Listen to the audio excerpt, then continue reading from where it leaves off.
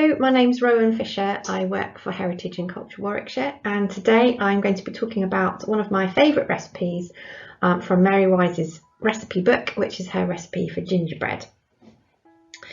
Now, the strong rooms at the County Record Office hold many recipe books, but probably one of the most famous is the recipe book belonging to Mary Wise, who married into the wealthy local Wise family in the 18th century.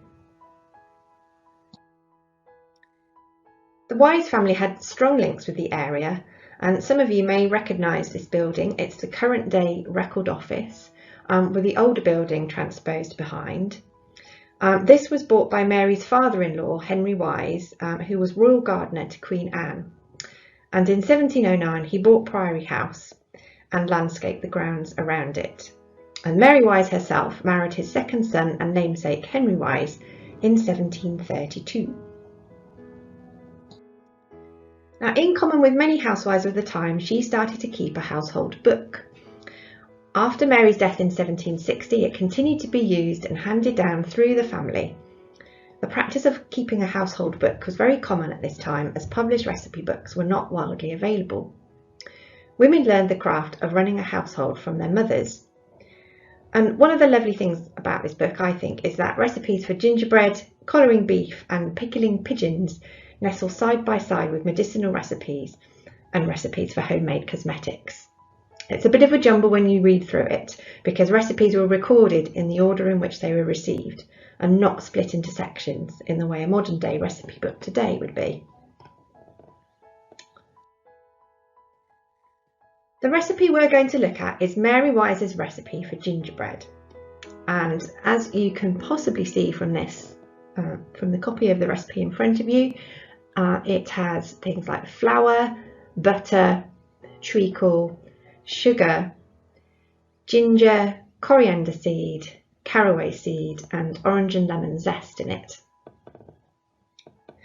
It's not like the gingerbread you might see on the Great British Bake Off when they construct gingerbread houses, etc. It's a thick, dense gingerbread that's made into little cakes, and it's quite heavily spiced and fruity because of the ingredients like coriander, caraway and citrus fruits in it, as well as thick black treacle and of course the ginger. Now, I made a scaled down version of it in a Magimix once, and the reason I had to scale it down was because the quantities in the recipe are clearly meant to feed an 18th century household. More of that in a minute. Although handwritten, the writing is not too taxing for our modern day eyes. Luckily for us, I expect that Mary wanted to create an enduring record of her recipes, so she's taken care to write legibly. Unlike a modern recipe book today, it is likely that this recipe was used more as an aide-memoire than a set of instructions from scratch. The instructions given in this recipe reflect the technology of the time, so rather than a precise temperature for the oven, Mary suggests that the oven be hot as for manchet, which is a reference to a type of soft white bread enjoyed by the upper classes. Now, before the simplicity of electric or gas ovens with their programmable temperatures, cooks would have to carefully plan their cooking for the day.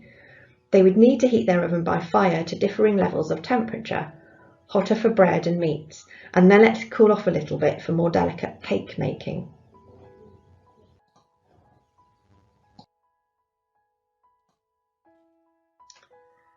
The ingredients such as treacle, coriander, ginger and caraway reflect those that would have been common in an upper class household such as Mary's at the time. Richer households had, since medieval times and before, been benefiting from commodities brought to them by the spice trade. Even oranges and lemons, commonplace fruits nowadays, would have been too expensive for less affluent households. The measurements used in this recipe are imperial, and the quantities are meant for a large household. For example, here we've got a quart of a peck of flour. And a peck, for example, is equal to 2 imperial gallons, or just over 9 litres. So this would be just over 2 litres of dry ingredients. So quite a lot of flour.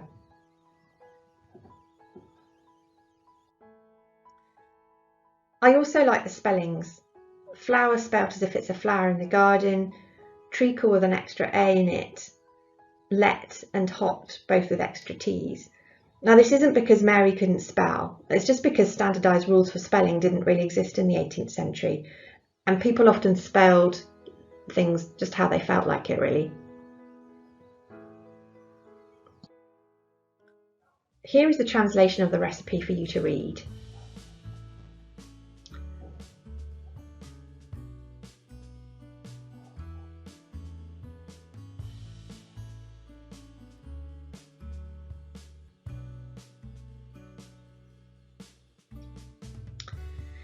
And I've tried to write down all of Mary's spellings and her capitalizations as well.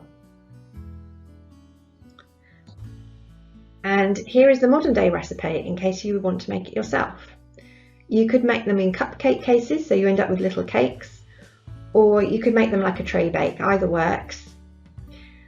We've converted the amounts into metric measurements, and we've also scaled the recipe down to a much more manageable amount, so you'll end up with a normal amount of cake. I hope you enjoy making it. Thank you.